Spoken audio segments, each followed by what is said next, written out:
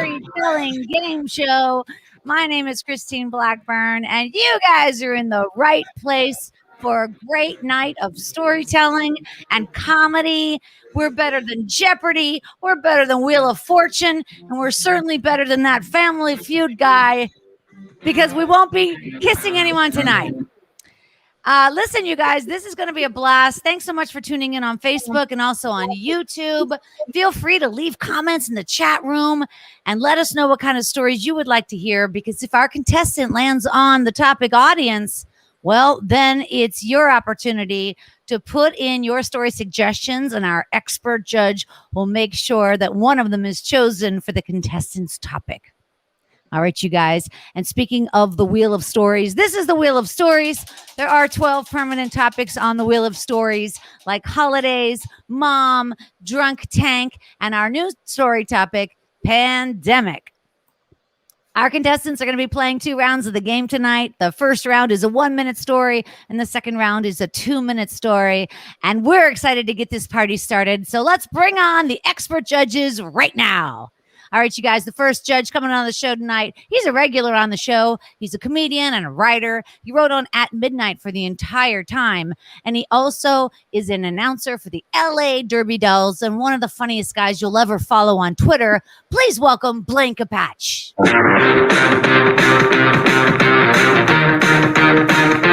Hey, Blaine. Oh, hey, Christine, how are you? I'm really doing well tonight. Happy Tuesday.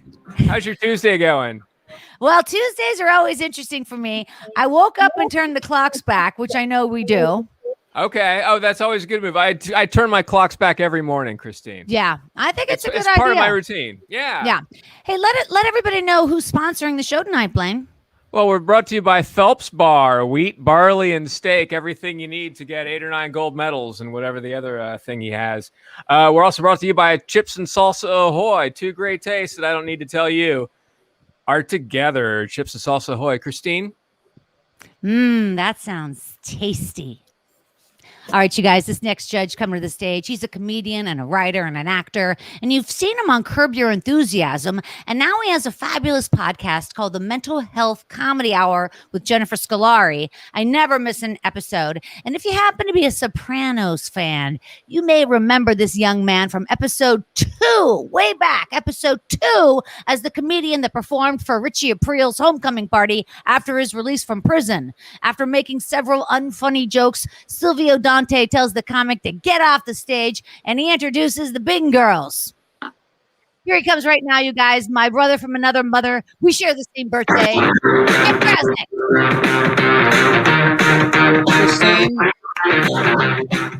Christine, you should have been on The Sopranos at that point. I know. You would have been much better.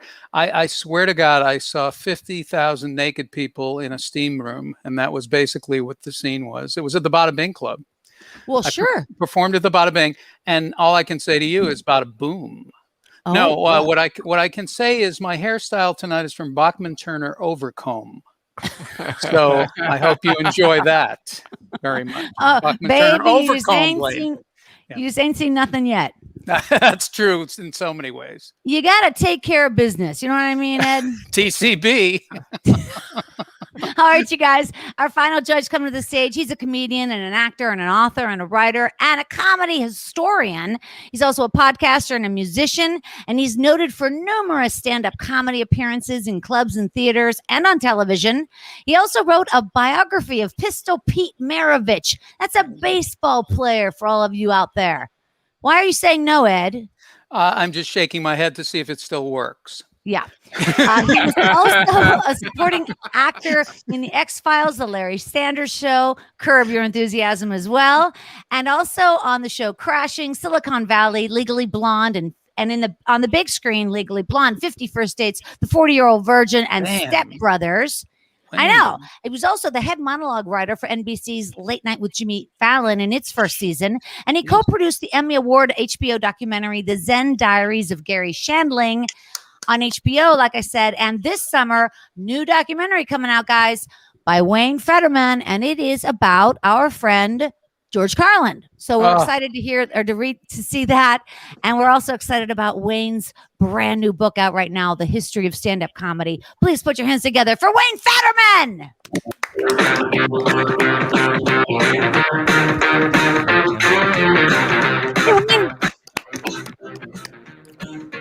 Your hair looks good tonight. Thank you. It's the lighting. It's the light. I do a lot with lighting here.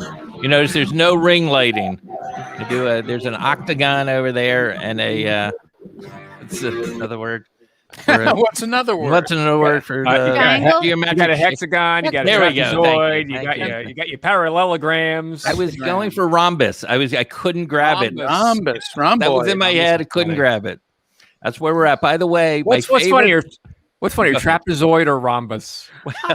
I'm a trapezoid guy. I like the hard Z. Yeah, I think trapezoid is a little better. Okay. Yeah. Okay. Sorry, Wayne. Please. No. You get it. Feel free to interrupt. You know, I like bantering more than monologuing.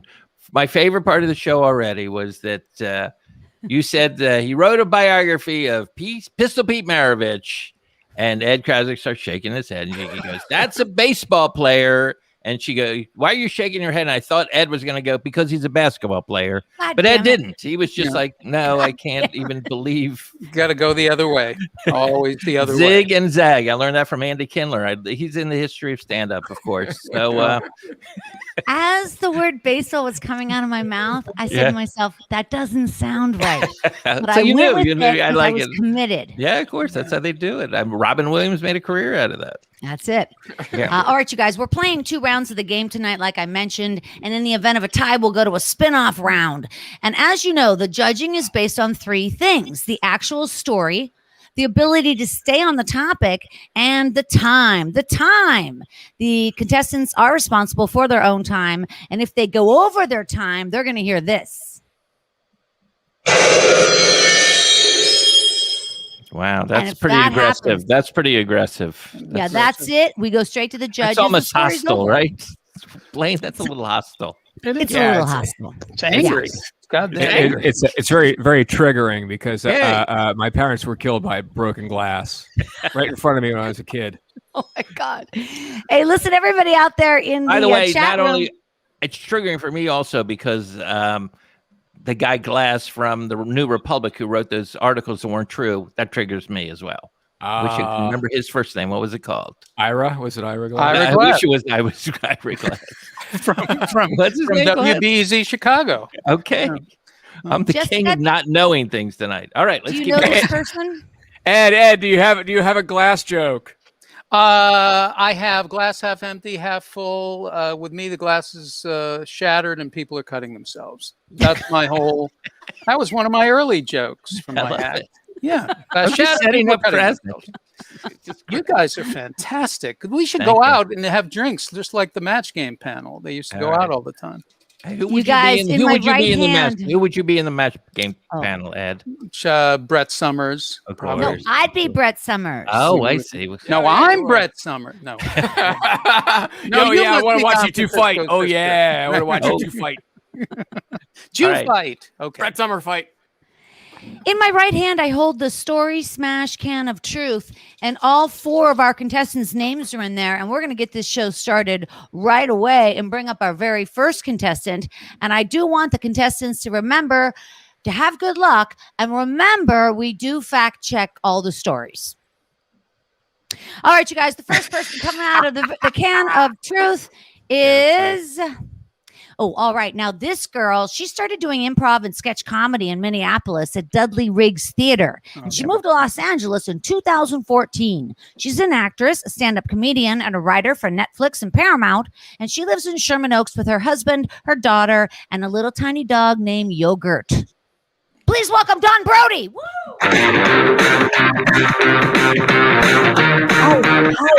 Hi. Whew. Oh, hi, everybody. Dawn, is it true that you ran a show at a trailer park in Van Nuys? It's 100% true because I lived in a trailer park in Van Nuys, and you can't beat the commute. And they had this room that was set up with like a pool table and, a screen. They pushed it aside. We built a stage and we did a monthly show for a couple years. Wow. we'd have invited guests, and then we'd draw trailer trash who were staying out of the hat, and they would perform their bizarre skills. It was amazing.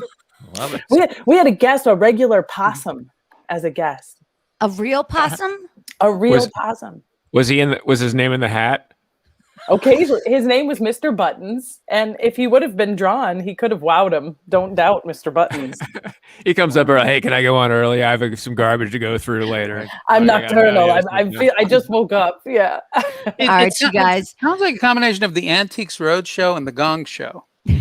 That's fair. We'll put that on the poster. The Antique Gong Show. All right, I'm done. With a little bit of that new movie by Frances McDormand thrown in, with just a little touch of, what's the name? The Trailer Trash Talent Review? No, the new Frances Nomad. Nomad? Nomad. Doesn't matter. Nomadland. Folks, wherever you are, let's tell Dawn what to do. Spin that wheel. This spin brought to you by Bread Wetters for dry bread. Get that bread the wettest with Bread Wetters with bread. Interviews. This is actually my favorite topic on the wheel. Dawn Brodey is going to kick us off for a 1-minute story. When you're ready. Okay. So I have been very, very into murder documentaries on Netflix during the pandemic. Find uplifting, comparatively buoyant. And I was watching the Night Stalker documentary. Richard Ramirez, mid-1980s, all around LA.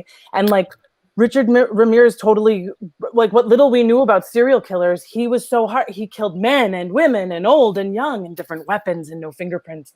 And they couldn't find him, and there was no leads. And in the interview, the lead detective is in this downlight at one point, and he says, we can't find this guy. We got nothing. Finally, a break in the case. We find a guy who fits the sketch, who lives in the area and has an arrest record. So we go to bring him in for questioning, and we learn he's a midget. And so we go back to the precinct, and we blah, blah, blah. And I was like, what? Pause? Like, and I rolled it back, and I went forward, and they never tell us what happened when they went to bring him in for questioning. Like, I want to know who answered the door.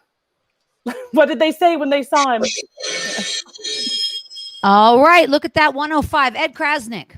Well, I'm a Dawn Brodey fan, first of all. I've heard stories before, and I love her storytelling. And I love that she brought up Richard Ramirez, one of my favorite serial killers, one of the top 10. I have the trading cards, the serial killer trading cards, of course.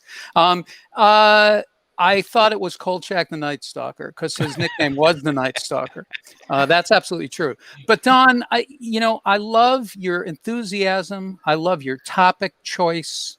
And your timing was not great this particular time, but the choice of the murder and the mystery and the throwing in the midget, which is a wonderful word that you don't hear enough anymore. I would say that I will give you, it's a 15 score, right, Christine? Yeah, it's 5 on time, 5 on story, 5 on the top. All right, so I'm giving you a 3 on. I'm giving you a 4 on time, and I'm giving you the others would be 5s because again, content, style, storytelling, your ability is tremendous, and you lived in a trailer park. So what can I tell you? Thanks. It was not so bad. Blaine Capatch. Murder.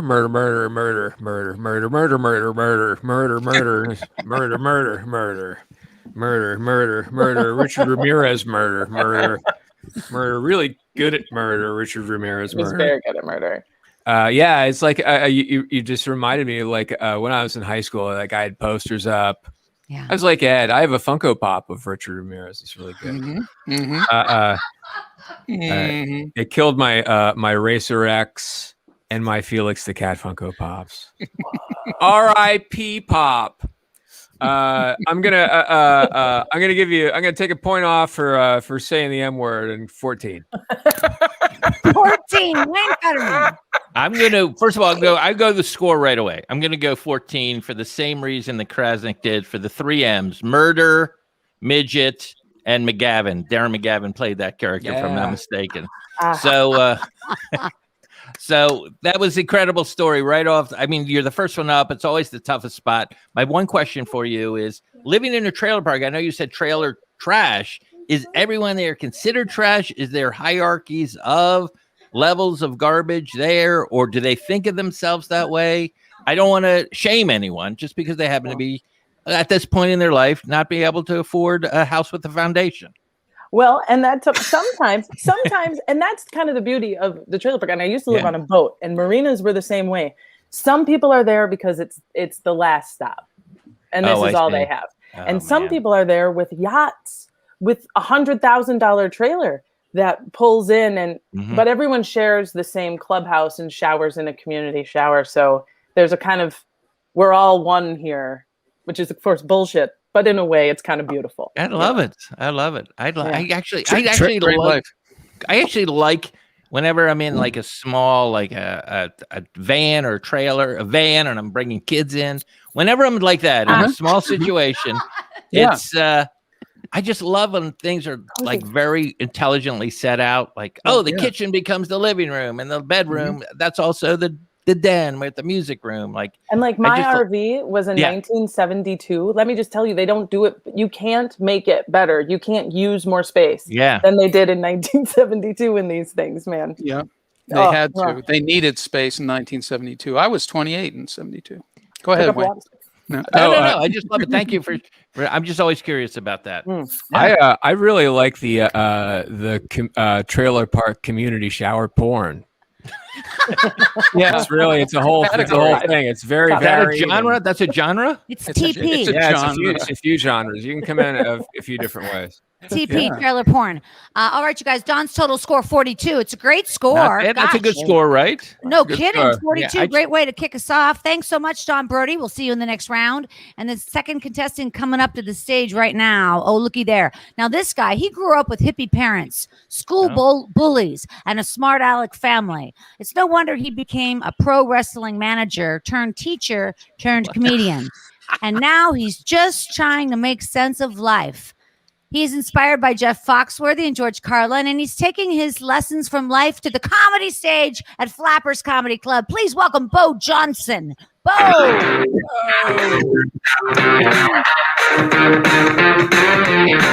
There he is. How you doing, Beau? Oh, I know that.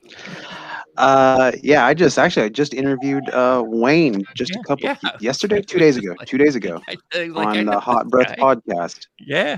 I'm good. Believe it or not, I'm actually sitting in the lobby of a bed and breakfast because I'm on the weekend getaway for my wife's birthday, and nothing says I want a divorce more than, you know what, I want to take a couple of minutes off to do a comedy show.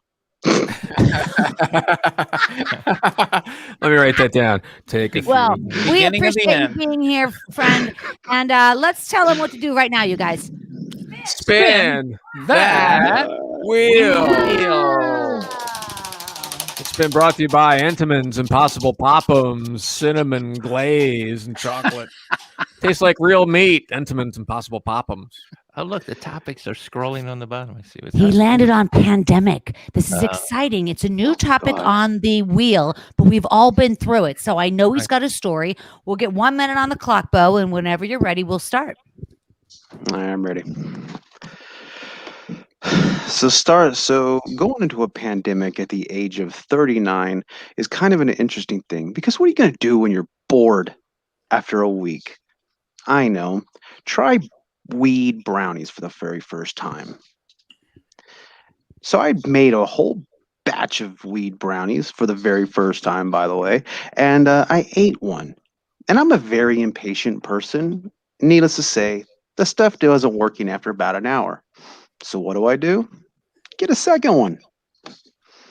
You can only imagine where this goes. After about an hour of this wonderful pandemic brownie, all of a sudden I hear 3, 2, 1, and all the lights start to go out. And then, needless to say, my eyes were open. Okay. The lights were on, but I was just stuck in the attic with some toys, some flowers, and a very lovely conversation with Anne Frank. It was a killer conversation, to say the least. I really don't remember a whole lot of that night. Apparently, I made a call to the paramedics, the pandemic paramedics, my parents, who I no longer speak to because the pandemics are fun. Okay. Beau, I don't know if you heard the crash. What happened? I did not. We didn't He went hear it. a little bit I over. didn't hear that's not Beau's fault. I'm still going to take off points, but it's not his fault. That's Yeah, how I didn't Wayne. hear Yeah, it. Wayne doesn't care. All right, about- Wayne don't Federman, what do you say? What are you thinking? Well, it's always a bad sign in a story when you say needless to say, because we want you to say. That's the whole point of a story. That's literally your mission statement. You can't be going needless to say. It's bring it. I'm sorry you had that horrible pot situation. Always dangerous. Yeah. So I'm going to take a point off for needless to say. I'm taking a point off for going over, even though that is not your fault, but that's welcome to the grown-up world. I had a great time talking to you on your podcast. I'm giving you a big 1-3. Beat that, Ed Crasnick. Ed Crasnick. Going to be very hard. First of all, Beau, I love your storytelling style. You have a great voice. You have a marvelous presence. I feel as if you're talking only to me because I have a pot brownie here with me, and I'm sampling it now, and I must say it's not that good. But you are an assassin. That's number one. Your style is very assassin-like. You come in and you sneak in. I just love the tone of your voice, and I love the way you told the story. I have to take off for time because you went into a different millennium. I'm going to have to take off. You're not even in this century now.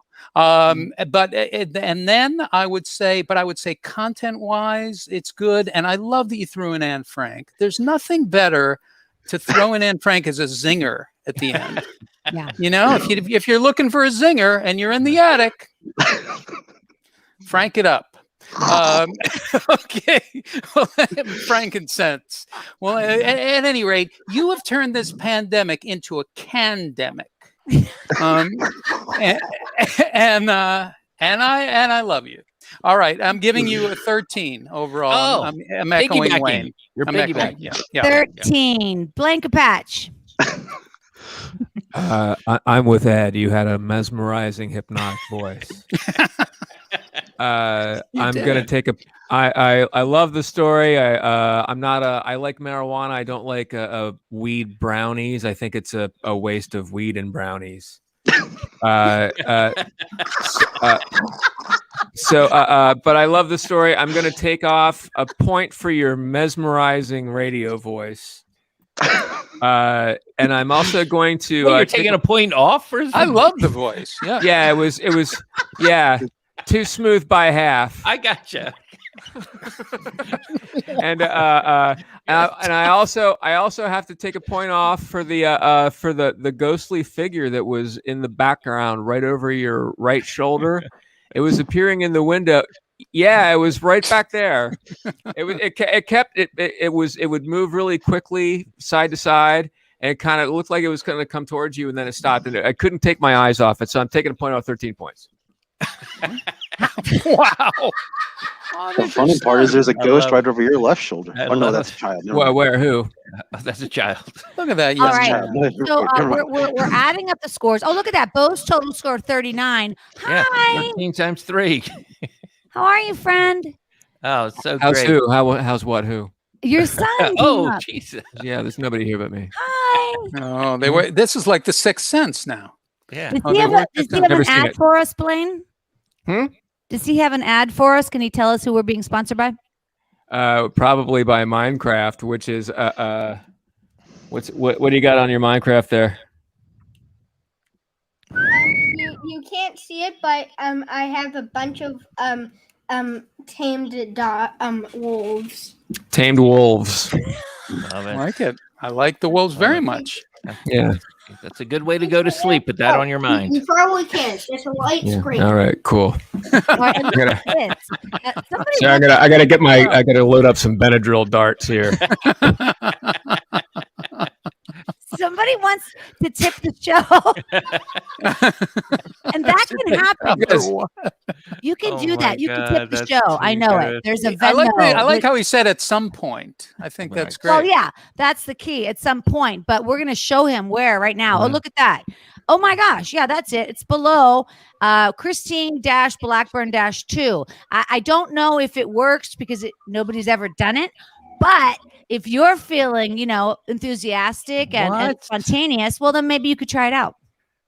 Oh my God, we're working for tips. Fantastic. Just come to Ladies this. and gentlemen, Come to I'm this. going to be She works reaching hard into for her the money. So hard Come for to it. this, Honey. guys.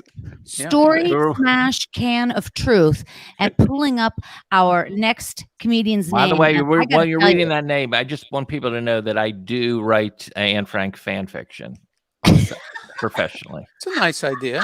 Yeah. And fiction. What did you call Hi. it?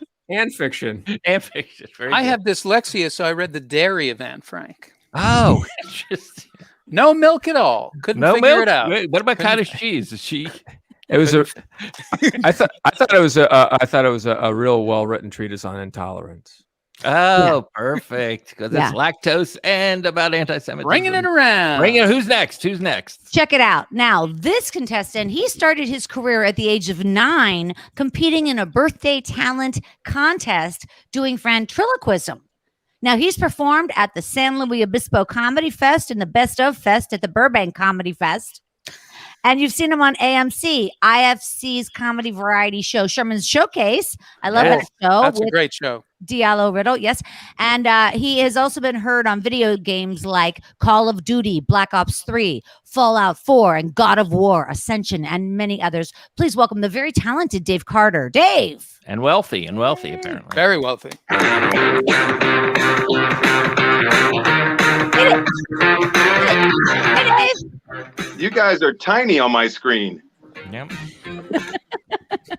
Let's tell Dave what to do, guys. Spin that wheel. wheel. It's been brought to you by General Mills. Oops, all tarantulas. Oops. Hooking up. Dave landed on hooking up. 1 minute. Yes. Okay. I'm a married man, like many of you out there. And when I met my wife, it was a fluke. I was with friends who were trying to hook up with her friends. I was there to just keep the peace and get everyone home, no one arrested. She was doing the same from Wisconsin and in Hollywood at that time. And our friends ditched us. They ditched us and left us to our own device. Now, when that happens in Hollywood, we take them on the tour. And as that tour proceeded, we ended up at my house and I got her back to her hotel safely. But that same woman kept in touch with me. And then 2.5 years later came out to be my roommate and studying entertainment out here. And then several years after that, she became my wife. How that happened, I'll never totally be sure. But the one thing I will say is it seems to be okay. I'm not dead yet. She feeds me regularly, and I keep a list of why I love my wife but hate being married to her. Point number 1, she cooks too good. I'm no longer hungry for the struggle. Number 2, she cares about my well-being, where I'm at, who I'm with. I'm like, you have all my stuff. Awesome. Blaine Capatch. That had everything. That had smashing glass at the end. It was very triggering. That had a meet cute. It was everything. I'm gonna give you. Let's see.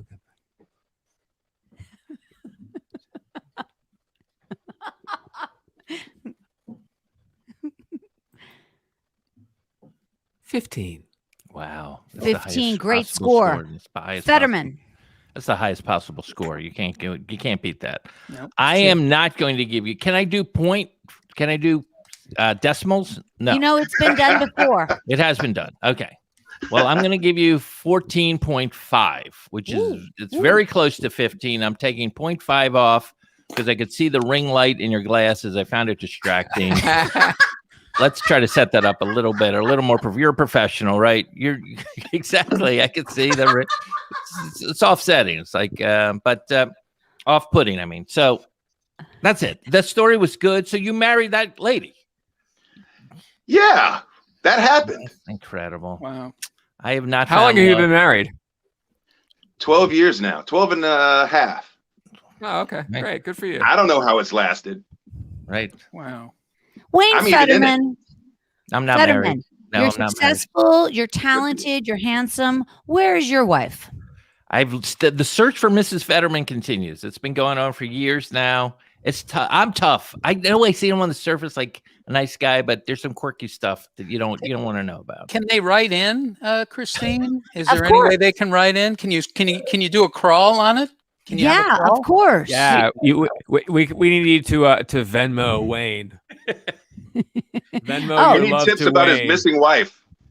Yeah, that's right. Yeah, crawl space all would be a right. good place to So I'm start. giving 14.5. 14.5. Thank you, sir. Ed Crasnick, what do you think? Dave, I loved how you went high. You didn't go low. You heard hook up, you went high. When they go high, we go low. No, well, vice versa.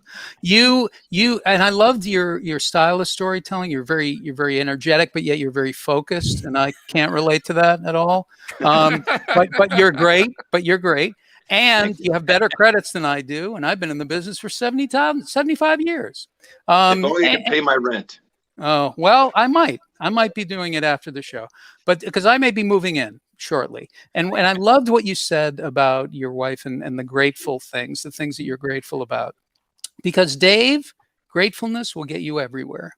And that is my bumper sticker. I have a store. I have merch. It says gratefulness will get you everywhere. This is a candemic, Dave.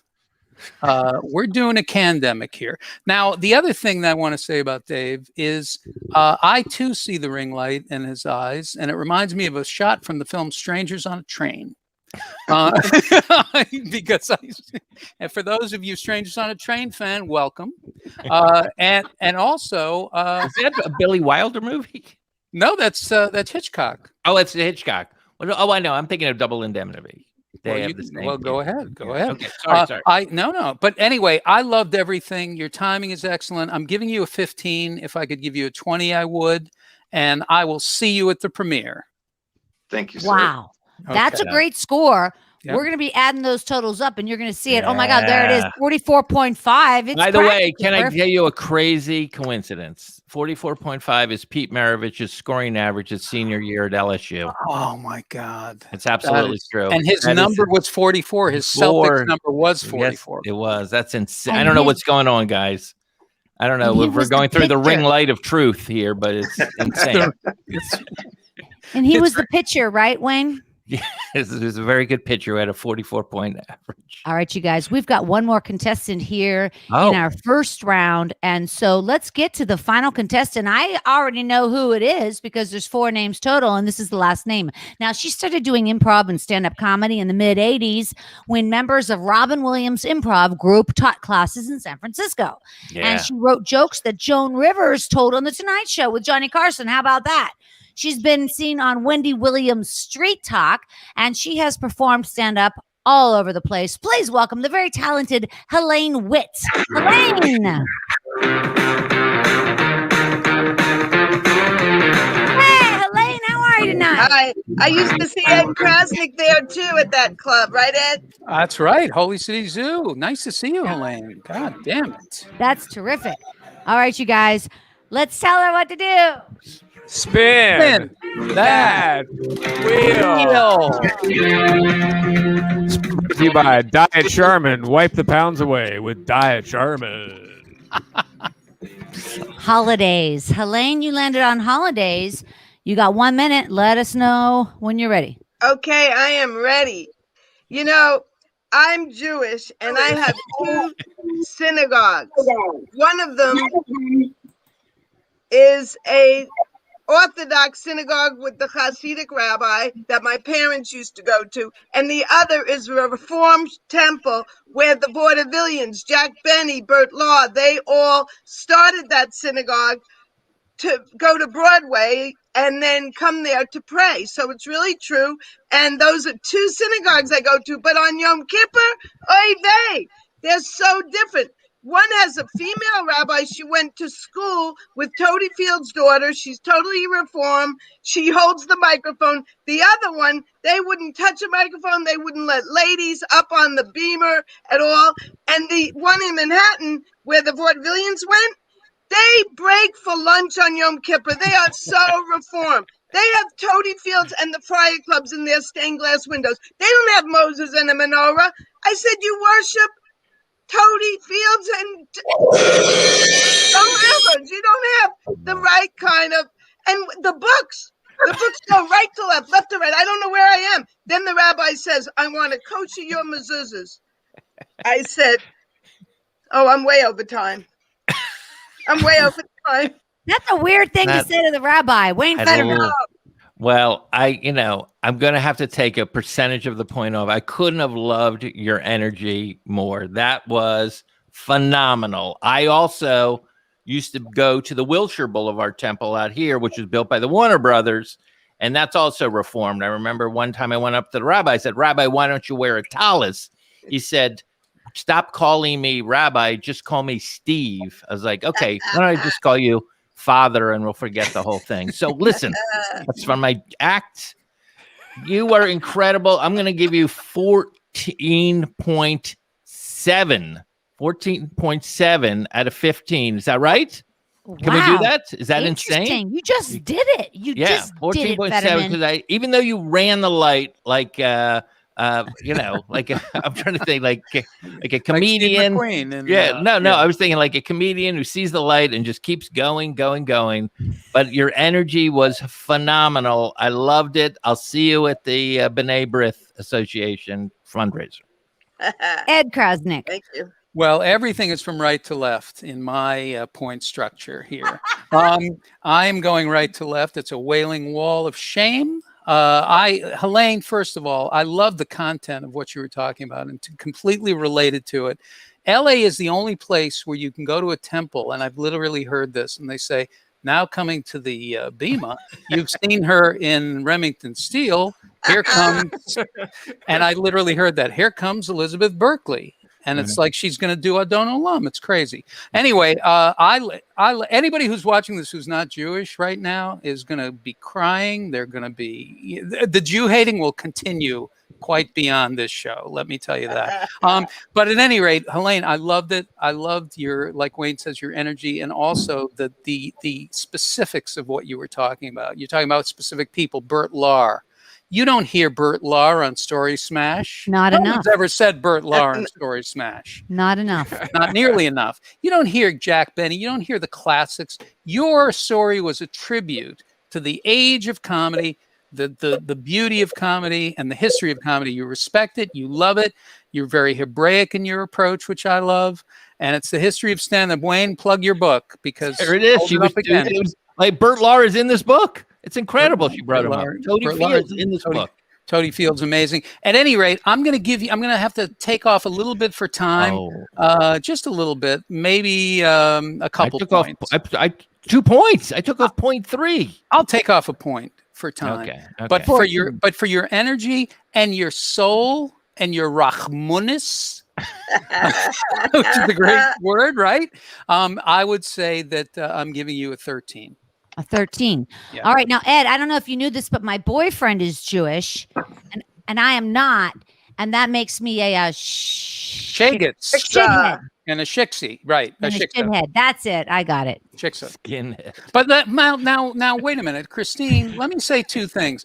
Number one, right now you look about 15 years old. And my question is, 23. Are you using an astringent? What is it that you're doing? It's a toner, Ed. It's interesting you should say that. It's a toner. My printer is like every time I have to print out a script, it's like $30 or $40. I have to get toner. Right. Just so you know, I use isotoners on my skin. Very, very tight fit there, Christine. Now, there's also you have a tattoo. What's going on with that? Well, I have a couple of tattoos, Ed, but it's not my time to tell a story. All right. Let's go straight to Blaine Capatch. I loved it. I thought it was, it's, and so did my ghost. I'm Presbyterian, by the way. I'm not Jewish, but I loved it. So I think I proved Ed's theory wrong.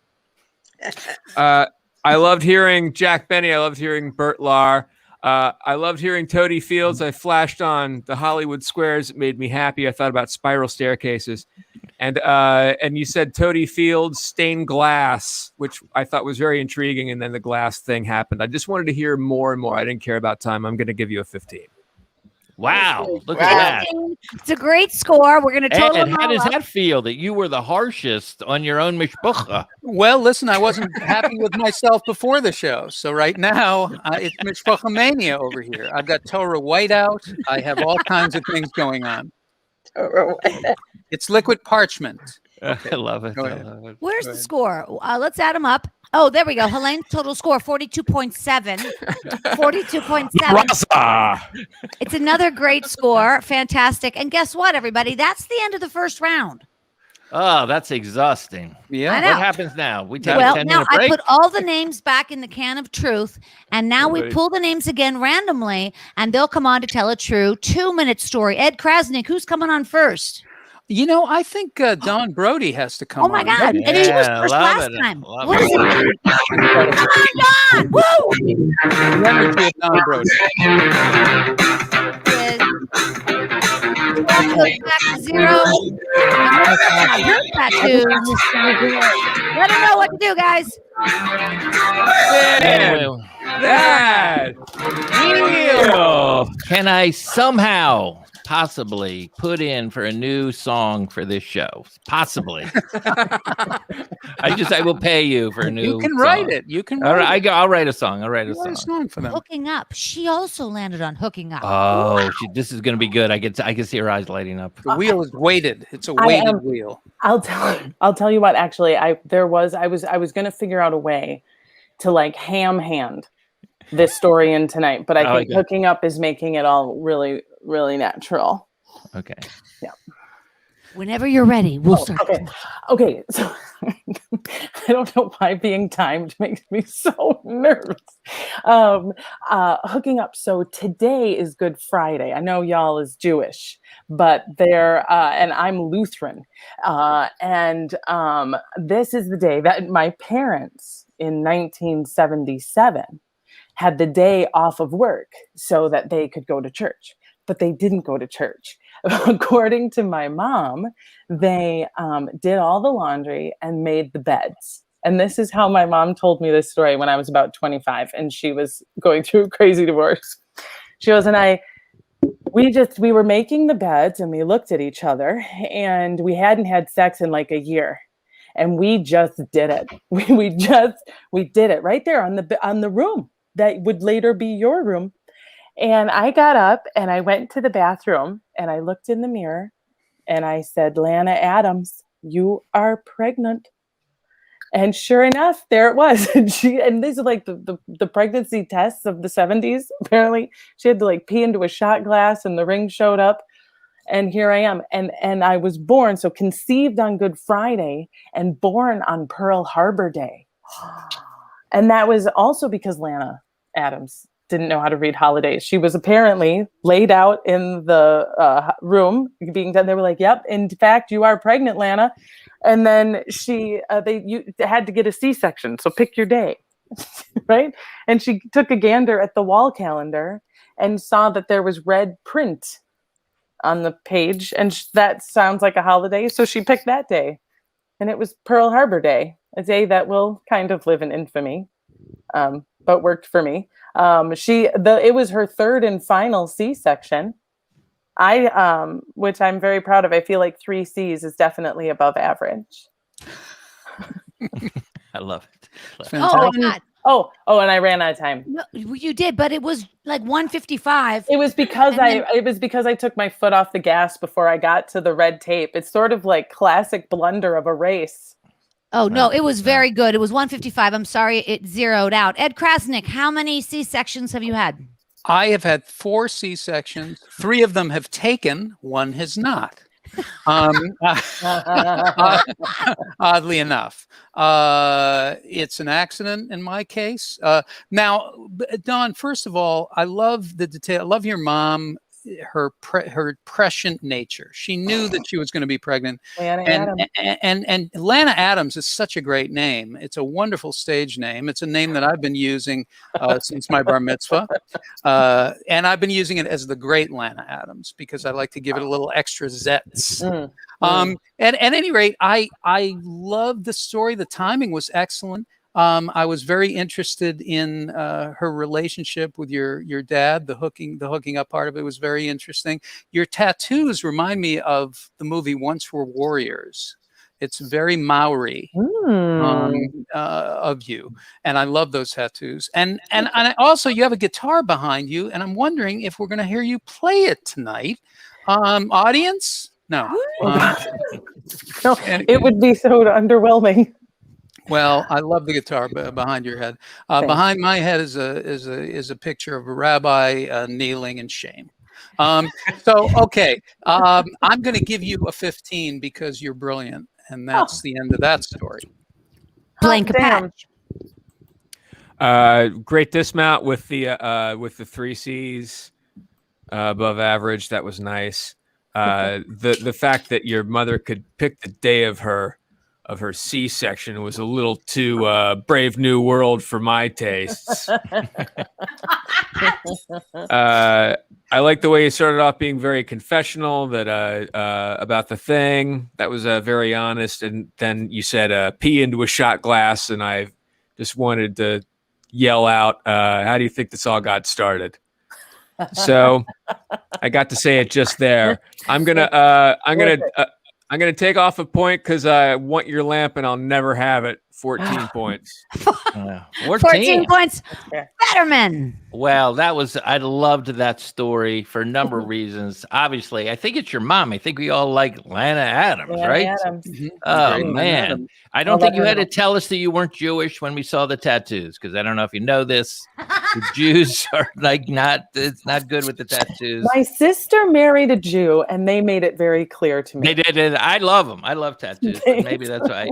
And I was just thinking it's very weird that someone got a C-section on Pearl Harbor Day, probably got ripped open as deep as the hull of the USS Arizona. So I have to say... The imagery of a Wayne Federman. It's the image. He's a painter of images. So, too soon. Too soon.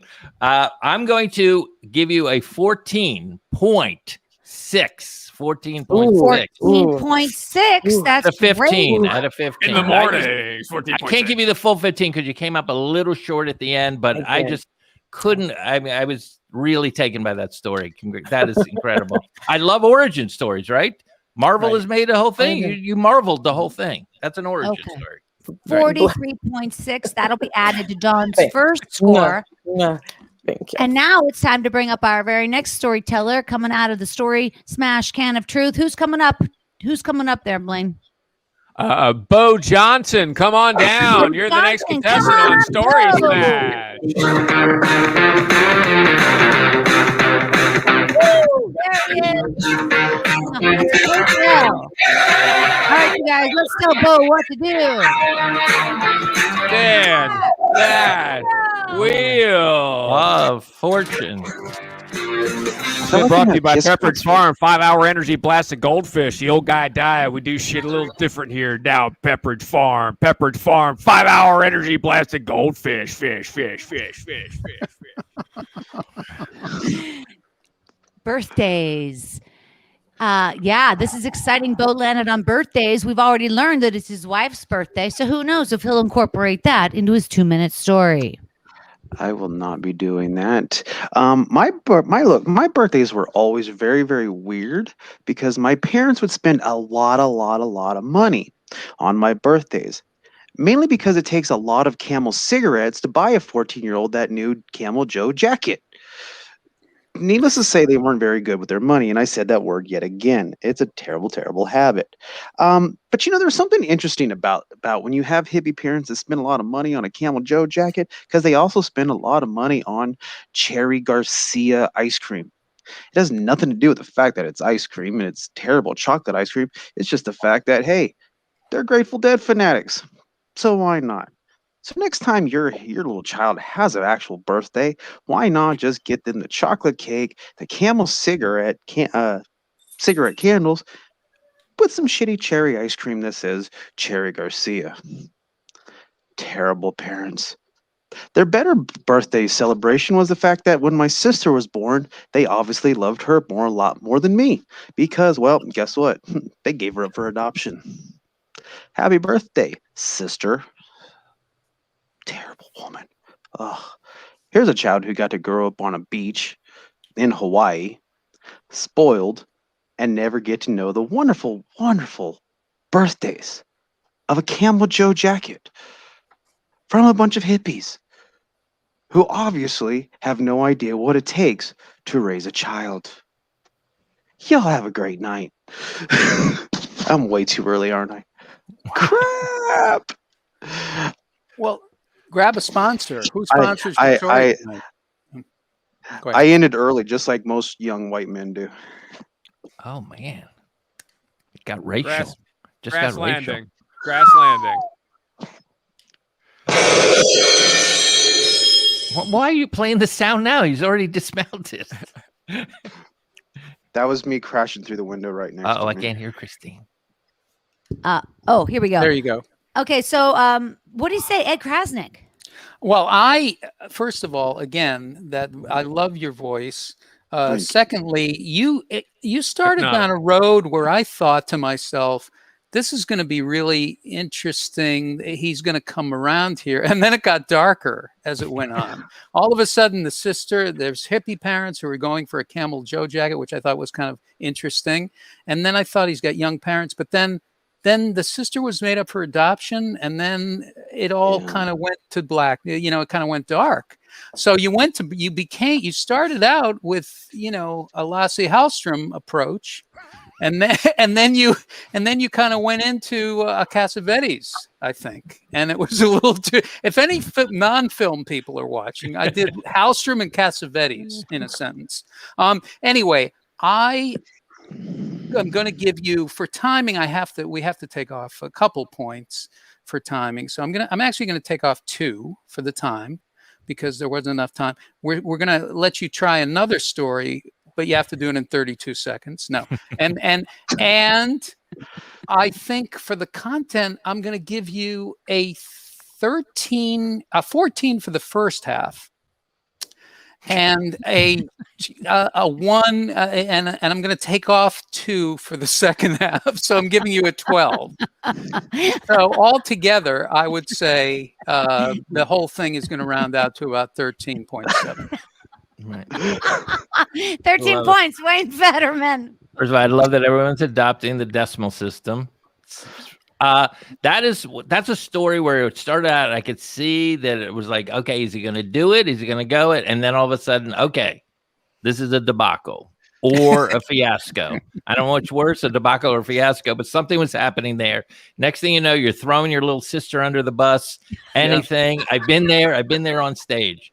So I am also going to I'm going to give you a 13.1, but the reason I'm giving you over 13 is I do love your hypnotic voice. I felt like it was just incredible. It's very dulcet. You've got a little Joe Frank going there. Joe Franklin? Joe Franklin too. Yeah. Joe Frank is that and Anne Joe Frank's Frank. brother? It is. Yeah. He was a great storyteller and he lived in an attic. Yes. Was it the attic next door? Quite possibly. Beau's total score 39.8. The 0.8 means something, And look at this. It means he's not going to win. It seems he's not going to win is what it means. Kilbasa Nova, one of our biggest fans out there. She says, forget the points. He needs a hug. Oh, I blame it on Kilbasa Nova. Yeah, no kidding. All right, you guys, coming up right now to tell a true 2-minute story in the second round is Dave Carter. Dave Carter, come on up, brother.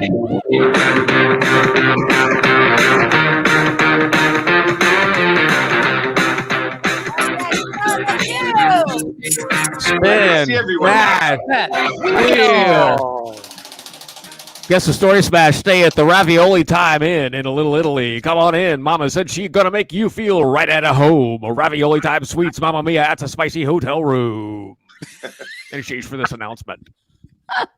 That is hot. Hey, guess what? Dave Carter landed on audience. So let's get it going. There's a lot of suggestions right here in the chat. Obtuse angle. Let's kick it right off. Midnight Fantasy. I never Worst had a Obtuse good job. angle is my choice. No, No, it's these are not your options. choice. This is the judge's choice. outdoors. Oh, somebody This just is- likes me. I'll take This it. is awesome, Christine. Discover your superpower. Worst concert. concert. Oh, look at Kelbasa is killing it. And She yeah, I'll tell you. Let's look down here Kielbasa. now. There's some new Blame ones it on- coming in. killing it. There's Hold another on. one? I like this. I always like a worst concert. What about performing? Oh, that's a good one. Performing. What else do we got? Wayne, This poor guy. He probably has a great story for everything except what we're about to say. Wayne, I like worst concert. Yeah, I'm gonna work. I think. Oh, gender. Oh, reveal. gender reveal. Well, Jesus, that's pretty good. Okay, let's do No, worst you can't- concert. Let's do worst yeah, concert. worst 'cause concert. that's Okay. a Worst sniper. concert, guys. He's Worst Dave. concert. It's a great topic. We've all been to concerts, not recently, but you know You what I don't mean. know that. You don't know what kind of Well, childhood you know he what, had. Federman? I'm going to go ahead and take that leap because if they like Story Smashed, I'm sure they like All right, concert. you might be right. You might be right. Thank you.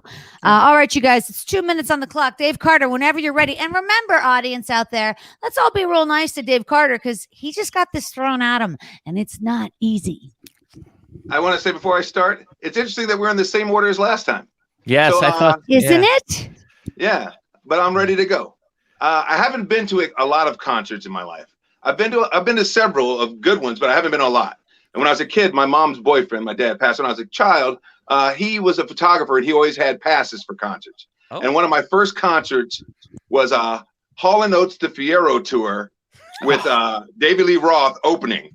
Wow. And I had to go, and I had my little pass, and I'm about 16 maybe. And I go to the concert, and I'm there, and I'm kind of like excited and thrown off by the whole idea of this, because I'd never been to one. And as I get settled in, there's two Fieros on stage, and all I hear is wow, and it's David Lee Roth as he comes out, and David Lee Roth starts just doing what he does. He's on top of one of the cars, which he I don't want to say he dwarfs the car, but it's a little car, and he's like on top, and he's kind of dancing around on the car, and I'm just like, wow, white people have a great time at concerts. I've never been to one, and this is Memphis, Tennessee, and I'm just slightly frightened, but I'm so excited to be there. And then Hall & Oates makes their entrance, and they have these. No, I'm sorry. Yes, they have these bow up, like the kind of like the things you see at a car dealership, the arms waving and the things going, and the cars are there, and they start into their act, and I'm just like blown away because all their hits were hits right then, and I'm just like blown away by the fact that I got to come to my very first concert by myself at 17, and I'm not scared of the show because I was one of those kids that kind of had the free reign to do what he wanted in Memphis, Tennessee. You know, there were no cops then; it was just bullies, and no one wanted to bully me at 5'11". Yeah, I was a tough kid at 5'11", 144 pounds. But yeah, it was just a great time, and I bought my first concert T-shirt, and the last concert I saw in Memphis was the Breeders on their tour, and I loved them, and I met them playing pool afterward. Incredible. Incredible. Blaine Capatch. I loved it. I saw the Breeders in San Francisco. They were running a set. They did the same set twice. It was terrific. And then I saw Kim Deal shooting pool once. So it all comes around. Wow. Yeah, that had everything. It had Hall, it had Oates, it had David, it had Roth, it had Lee, it had Fieros, it had inflatable guys. Yeah. Really nothing. But you know what? I was going to take a point off for Beau's voice, but I just can't do it. 15 points. Wow. 15 points. Great score. Wayne Federman. That is awesome. That's awesome. I might be a little older than you because I remember David Lee Roth used to be in a band called Van Halen. But Yes. my first concert, I saw Al Jolson. The weird thing, opening act, Nas. Nas was the opening act. It was a crazy show. Jolie. Yeah. The original Nas, like yeah. Nazi Howl. Yeah. And then Timberlake. I don't know. So anyway, here we go. I love that you were like guess what? I don't have a worse concert story. I have a phenomenal concert story, and I'm going to shoehorn it in without regret. Both guns a-blazing. I loved it because it wasn't totally on topic. I have to take some points off because I am a self-respecting judge. And so I'm going to give you 14.7 points. Not 15, not perfect, but pretty close. I love that story. Yeah, very close. 14.7. Yeah. Ed Crasnick. Dave, the details of the story were so great, and I really saw it through the eyes of a kid. And because you told it like that. And then when I saw it through the eyes of a kid, I realized I could see the ring light in your eyes presently. And therefore, it was the eyes of people from Strangers on a Train as a kid.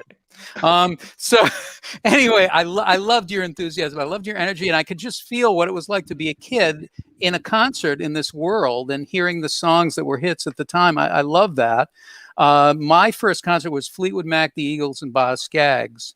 And nobody knew who Fleetwood Mac was or Boz Scaggs. They only knew the Eagles. So it was a long time ago. These were all together? Yeah. These were actual gosh. Eagles. Actual Eagles were circling and carrying fans away.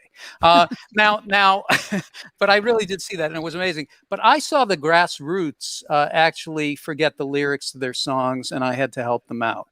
So that's a true story from a place called Lucifer's in Kenmore Square in Boston. So little detail there, but really, Dave, great story. I think Wayne is correct in his self-respecting judgeship because it was not the topic exactly, but it was in the neighborhood. You were driving in the neighborhood. So I'm going to take off 1 point for that, but the rest of it is solid gold hit. So I'm going to give you 14. 14. All right. Blaine Capatch. Oh, you already went. I already went. Hey, can I tell? When I was 4 years old, my parents and some friends of theirs went to see Red Skelton in Longs Park in Lancaster, PA. Wow. And I remember I was one of my earliest memories, and I remember I couldn't see very clearly. We were back sitting on a blanket on the lawn, so I got up on stage. And I don't know how I did it, but it just ended up on stage, and I was sitting here with my legs hanging off. And Red Skelton comes over and sees me, and he's like, ah! And and he's like saying stuff to me, and and I'm doing whatever, and the crowd's reacting, and he's like giving me a pat on the head and stuff. And then I look down, and my mom's just like, "Oh Jesus!" comes running up out of the crowd and grabs me. That's a good story. Yeah, but he was filthy. Yeah. I was surprised at how filthy he was. I couldn't believe it. Just R-rated, X-rated. Dave's total score is 43.7. It's a good score. Blaine, what was your first concert? My first, actually, I saw Bill Cosby at the York Fair, front row center. But my first music concert was Billy Idol at City Island in Harrisburg. Oh, that's funny. It's good. Ed Crasnick, ask me my first concert. Christine, by the way, what was your first concert? I saw Molly Hatchet. Yeah, Gator Country, bitches. Molly Hatchet at the Stanley Theater. Woo! Wait, where's this? In Pittsburgh. Fantastic. Yeah. Were you wearing, and your hair was exactly the same? All right. No, it was much bigger, and a guy threw up on my jacket. I had my jacket on the seat, and that's like I didn't get busted, but I could have gotten busted because somebody vomited on my jacket, and everybody was smoking. Do you remember when you could smoke in these venues? Yeah. And you know there would be a layer. It'd be like a cloud. It'd be like a 2-foot screening vision to see the stage. Wow. I know. Is that in Beaver County? No, that's not in Beaver. That is in Allegheny County. That's Allegheny right next door. For everybody out there. Yeah, okay. Here we've got Kielbasa talking about Heart. That's a good one. That's a good concert. Oh, Heart. And Philip, I don't know Air what supplies. About that. Flag. I love that. One of those flags is the Confederate, by the way. Just a little piece of trivia. I think most of them are. No, just one. One of them. I saw a wonderful show in Philadelphia. Can do it really quick. In '83, Please. The Police were headlining their big tour where Sting had the red hair from orange hair from Dune. But it was REM's first stadium show. Michael Stipe had hair, and it was Philadelphia, so they threw batteries at him. Madness, Joan Jett and the Blackhearts and the Police. It was great. Wow. Falling over from heat stroke. That was the REM Murmur tour. Was that like Murmur, like way back? Yeah, it was super, super early. And what was Police doing? What were they doing? That wasn't Synchronicity, was it? It was Synchronicity, yeah. Wow. Boy. By then, Were I they? just wanted to go home. Were they in that at that time, or no? Was it a little off? What do you mean? The In Police? Synchronicity with the whole. Oh yeah, vibe. oh yeah. You know what? They were their feng shui was a little weird. They had a That's what I couch thought. on stage that Yeah. was just throwing the whole room off. So no Timing was off. synchronicity. Interesting. None at all. Yes, Yeah. That was that's the a good tour. one. And Yeah. look at this guy, Stephen Leibowitz, first concert, Oh. Aerosmith. Oh, Oh, I don't know Sha-na-na. Sha Na my Na. friend Do you know Steve that? Leibowitz. Sha-na-na, they were at Woodstock. What are you talking about? How do you not know Sha-na-na? Because he wrote Na Na Na. Rosh Hashanah He is the wrote name of the group. Na Na Na. That's the funny. Wow. All right, ladies A and gentlemen, madness, our house. we have one more name here in the Story They were Smash great, Can of Truth, Madison and I think you know who it is. Oh my Let's have her God. come on up right now, folks. Wherever you are, put your hands Same together. for order, Blaine Witt. same order, guys.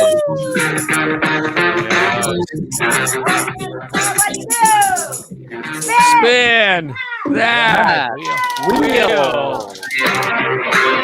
Been brought to you by Extra Weak Tylenol. You won't even know you took it. Extra Weak Tylenol. You Pets. Helene landed on pets. Pets. Okay. Well, this is a long way from my story about my two synagogues. Let me tell you. What happened was I was sitting shiva for my father at the time when I had a cat. So it does have a little bit to do with Judaism. I'm sorry for the kielbasa who didn't understand about the Jews, but back to me. So anyway, I'm sitting shiva for my dad, and all of a sudden, after the people left, oddly enough, my cat had this giant lump on her. So that's sad. And I brought it to the vet, and they said the vaccine that we gave her to keep her alive was exactly what gave her this giant tumor that's going to kill her. I said, that's your fault. Why are you giving cats vaccines in the same place that's going to kill them? There's something wrong. But that had nothing to do with the fact that my cat was going to be passing away. So I don't want to bum you out too much because it has a happy ending. I'm ruining it for you now. I'll get points off for that. But anyway, I bring it to the vet and I'm crying. And there on the counter, behind the counter, is a little kitten playing like this. And it was Hanukkah, Christmas time. And the sign on the cage said, "A home is a gift." And I said, "What's that about?" They said, "She needs a home." And I said, "Here you are crying. You weren't going to get another cat, but you see this cat needs a home. So why don't you take her home?" And I took her home, and before I took her home, they said, "By the way, do you know what's wrong with her?" I said, "What? No. What?" And they said, "She doesn't walk. She's spastic. She was like rolling. She couldn't walk. So she went behind the stove for a week." And I'm looking at the time. She went behind the stove for a week, and then she rolled. She finally found a way to walk. And now she's very, like, even if you go to give her food, she runs away. After all these years, from 2008, she's still like this. And when she goes on a windowsill, like most cats could just jump up, you know what she does? She flops. She takes 4 ways to get up on. And then when she comes down, she always smashes herself just coming down, jumping up 4 levels. Wow, that had everything, a flying cat and more. Blaine Capatch. I love the sound effect being perfectly timed with the cat landing and smashing and stuff. It's like you have some sort of magical Foley artist that follows you around. I am going to give you 15 points because of the line of the century, which was "my father at the time."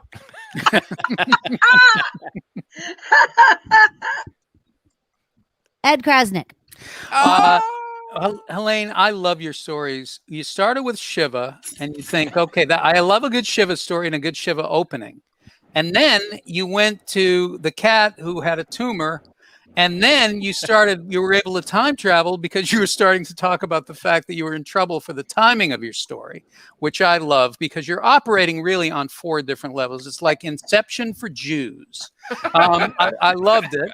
You're like the Matrix, but you're also doing a Shiva story. I thought it was great. I loved it. It's like Jewish Matrix. And then you've got the story of the cat, who's a whole thing unto itself. If cats had been more like your story, I wouldn't have asked for my money back in the middle of the show. in the middle of the show, everybody. At any rate, I loved it, and you're great, and I'm giving you a 15 for that story because I loved it. 15, fantastic. Wayne Federman. Well, that story, you will admit, had a lot because it starts out, as Ed said, with some sitting Shiva, which for those who don't know is kind of like it's about death of your father, which can't be more traumatic for a Jewish girl, right? Because they have that very close relationship. The mother-daughter always trouble, right? And then on top of that, then you have a very prescient metaphor for what's going on now. All of a sudden, you're an anti-vaxxer. That vaccines will give you tumors. Don't give them to you. Don't take a vaccine. Why should you do that? You're crying in the veterinarian's office. You look down, you see this beautiful cat. Apparently, you can't see that it's a spastic cat at that point. So you just take it home. I still would love to know what the name of this poor cat is. What is the name of it? Now it's Astor, like Brooke Astor, the rich heiress, but it was Angel. The cat was too goyish for me. All right. I love it. It's not Astor, not Asta like the dog from the Thin Man series. Astor. Like I love it. The Astors. Great name. The I have to Astor say, Mansion. I know that's against the rules to add more information, but that puts me up. I've never given a 15 yet. You just got yourself a 15. Oh, man. A great score all And around. also, I don't know if you noticed this. This is the level of storytelling precision that she has. I think I heard she had her own alarm go off during the story to remind you, so you don't have to listen to. Is that right? Yeah, and I went over it. Helene, hold up your egg timer. Let me see what you use. What do you Well, use? I used this. Oh, yeah. Next time. Brilliant. Your egg timer is good looking. I'll say You that. are a one of a Operating kind. on so many Total pro, levels. total So pro. many levels. Total She's got like pro. ground control over there, Crasnick. You don't even know. Ground control. So many levels. Never given a 15 before. Well, I that was really it was appreciate it. exciting. It sure was Astor. exciting. Just like the Matrix. Just like All the right. I think that's all the numbers, right? Try the red pill. Is that everybody? Couldn't hurt. A nice red pill. So what's not to like about the red? You don't You like gotta it? You got the prove it. blue. Yeah, Thank you you, Pat. get What do you unplugged. I loved it the first time. I loved it the second time. 15 points. Oh my fantastic. god! 15 points. I don't know what Helene's that. total score is coming up right now. I And already the- did it once. We're gonna look at all the points, and we're gonna bring all the contestants back on as well. So first, we'll add up Helene's points, and then she's got a 45. Oh, I should have been able to do that. I was even did terrific. that. 45, a totally perfect score right there. And now let's go ahead and bring on the contestants that already played tonight. Beau Johnson, Dawn Brodey, there she love is, it. and Dave Carter. He's there. There he of is. course. There he is. Okay. Great show, And, everybody. That was a Great lot of show, fun. guys. That was a So lot everybody's of fun. here. Beautiful. Let's let our producer add up those scores. I'm not good at math. It's going to be done for us. But in the meantime, I want to let everybody know that, we're here every Friday night. You know that. 7 o'clock, live on Facebook and on YouTube. So either place you watch, you're in luck. And if by chance you missed the show, well, guess what? These shows live on YouTube, and you can go back and watch the show another time. And if you are on YouTube, why not subscribe to my channel? Because I don't have many followers, and it's embarrassing. And if you're celebrating Shabbat and you're thinking Story Smash cuts into my Shabbat time, Right. no, you bring your candles with you. Is this the most Jewish of all your story smashes so far? No, you know what? It really isn't. In fact, it's a running thing here. Oh, it is. Great show, everyone. Thank you very much. Beau's total score is 80.8. 80.8 for Beau Johnson. Thanks for playing. Anything over 80 is respectable, by the way. That's right. Happy birthday to your wife. And let her know how much we appreciate sharing you on this special day for her. Yeah, and hey, say hi to the thing behind you. It's right there. I'm looking right at it. No, other side. Dawn's total score 85.6. 85.6. Dawn. That's a very good Thanks. score. How do you feel about that, Dawn? So there But she you is. know at what? Let me say that 85.6. I really, though, I learned tonight. I mean, Helene, I don't know how sacrilegious it is to say I'm worshiping at the altar of Helene, but I give all the palms. I don't know how it works. Wow, but, a 15 from a fellow contestant. That's nice.